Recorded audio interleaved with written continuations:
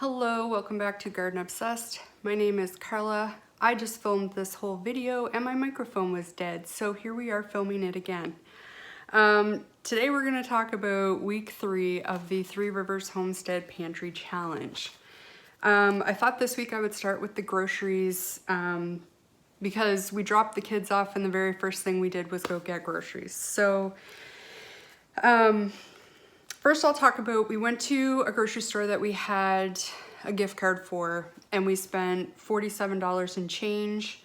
We hadn't expected to purchase a roast, but they were almost half price. Instead of $11.97, they were $5.97 or something like that a pound. So we did pick up a roast.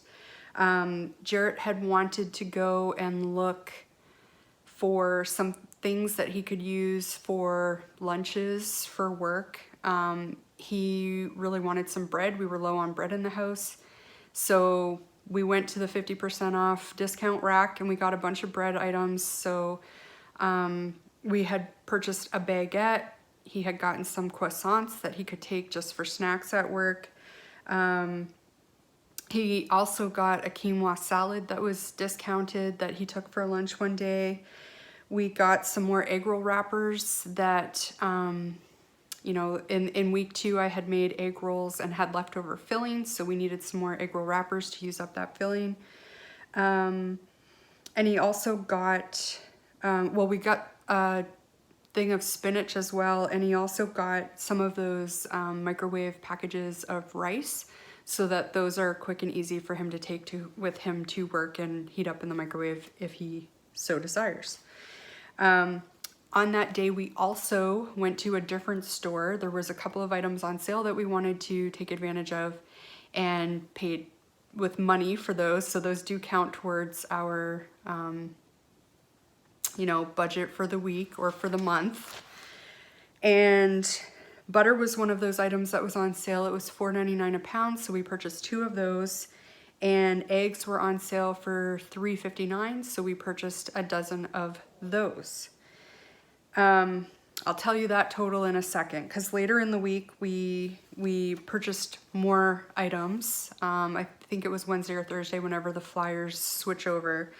And mushrooms we picked up. They were $1.44 a pint. We purchased 2 of those.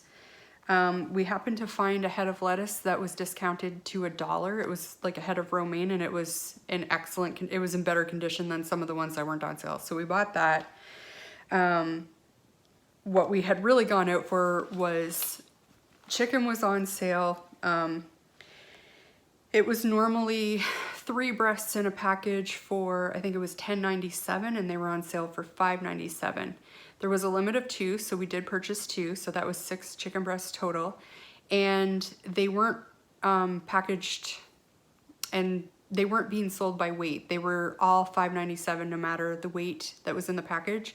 So we searched around and found 2 packages that were over 700 grams each. So I think that's like a little over 3 pounds total. And that was for $11.94 for both packages. So I thought that was a pretty good deal. And I like to just have tofu in the house sometimes. It's a nice, quick, easy protein to add to a stir fry, and I really like it. I could eat a stir fry every day. I'm shocked at how few stir fries we've actually eaten. I'm not sure why. Because usually that's something that I feel like we make a lot. So I'll probably have that, you know, a few times this coming week. And that's what we purchased for groceries. So of all the groceries that we paid money for, it came to $31.86.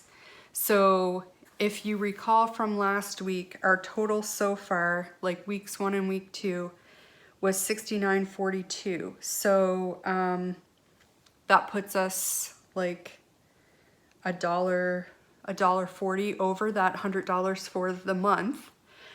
Excuse me here, I'm gonna sneeze. Excuse me. So I think if we can manage to, I think we have about $36 left on one gift card and $2 or $3 on another. If we can manage to just use that this coming week, I will be extremely happy. we will have stuck to basically our $100 for the month, and we had $100 in gift cards. That's $200 for the whole month. 2 of those weekends were kid weekends, and I think that's a pretty reasonable budget for 2+ people, you know, kids here part-time for a month, especially, you know, the prices of things these days. So now I'll tell you what we ate this week. So breakfasts, we had, the last morning that the kids were here, we had peanut butter on toast. Everybody likes that. It's easy. The rest of the week, smoothies. We made breakfast sandwiches one morning, boiled eggs, avocado toast, you know, scrambled eggs. That's what we ate for breakfast. The last lunch that the kids were here, the boys had sausages and the girls had shrimp that I just, you know, pan fried in a little bit of garlic. And along with that, we had leftover rice-a-roni from the evening before, and I had made a Caesar salad to go along with that and kind of up our vegetables.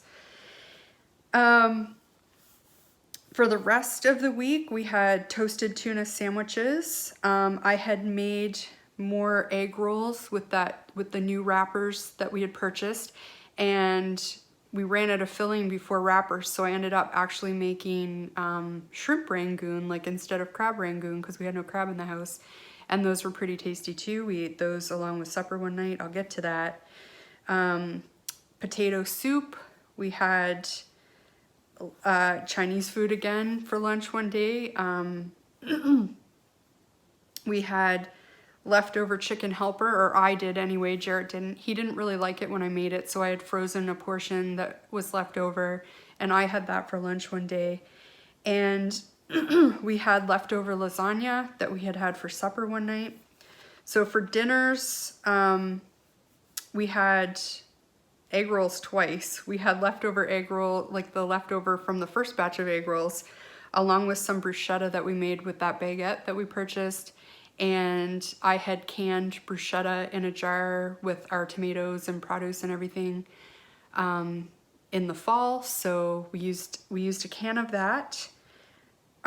We made stuffed peppers one night. They were stuffed peppers that I had made also in the fall. They weren't our homegrown peppers. I had purchased like a rainbow package of peppers when they were on sale one week, and made the filling and topped it with cheese, covered everything, and frozen it just like that. We made those in the air fryer. They were really yummy.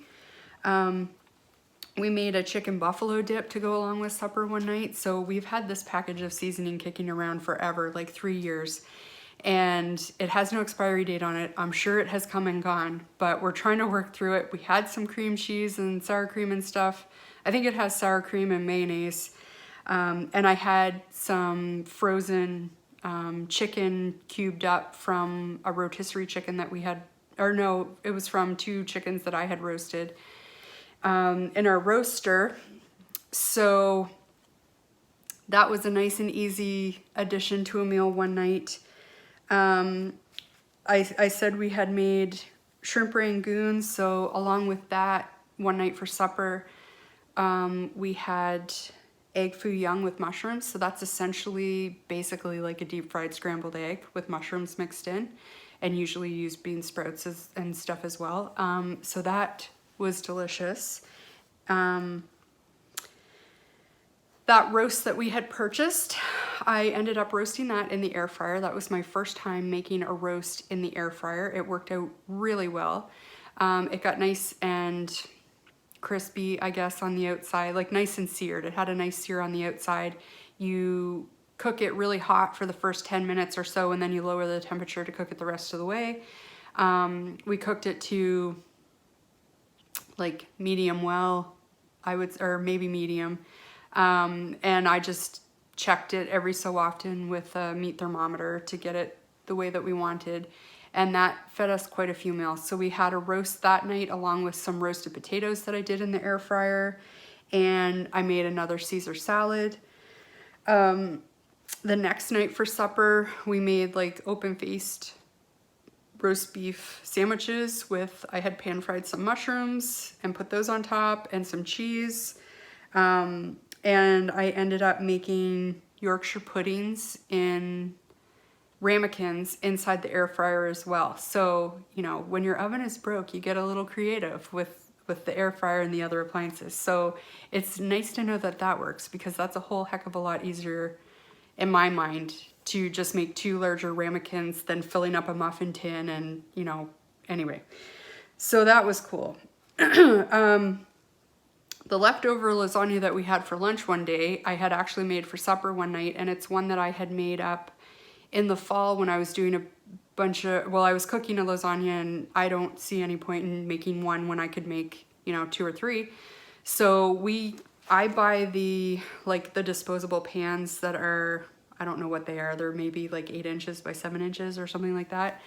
And, you know, a pound of hamburger and a jar or 2 of sauce will, you know, make 3 lasagnas for us, along with, you know, a larger tub of like cottage cheese or whatever.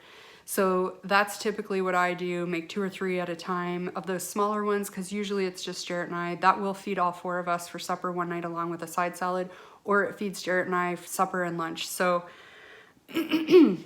made that one night, and it's good to know that those pans fit in the air fryer basket. So the only issue I had was, you know, usually you'd pull the lid off in the oven for the last like 10 or 15 minutes of bake time to kind of brown your cheese up a little bit. Happens way faster in the air fryer. So I did have to cover it up again with tin foil. So just, you know, if you're trying it, just watch your cheese so it doesn't burn. And then the last night for supper, I made white chicken chili, which I've never made before, and didn't have any corn in the house, which I'll get to in a second. But, you know, we had white beans, we had cream cheese. I had saved 2 of those chicken breasts and froze the other 4 that we had purchased this week, and cooked them in the slow cooker with some chicken broth, shredded them, left the chicken broth and everything in there, I had cooked the potatoes along with the chicken breasts. I had chopped up some potatoes and thrown those in there. And since we didn't have any corn, I was looking for something to put in veggie-wise. We had some of that spinach still left, so I chopped up a bunch of that and threw that in near the end just to get it wilty. I threw in some taco seasoning as I was cooking the chicken breasts. And what else went? Oh, I had a tin of Serrano chilies, so I took 3 or 4 of those out and chopped them up and threw that in. 4 was plenty. And I think that was everything that went into it. And I have, you know, now 4 portions of that in the freezer ready for some other night. Going back to the corn. So there has been a few times, I would say, this 3-week period that I have wished we had canned corn in the cupboard. So that's kind of making me think that maybe that's something I should try canning next year. It's something that we all like, and it's an ingredient that can go into a lot of things. It's an easy way to add a veggie to something like a white chicken chili.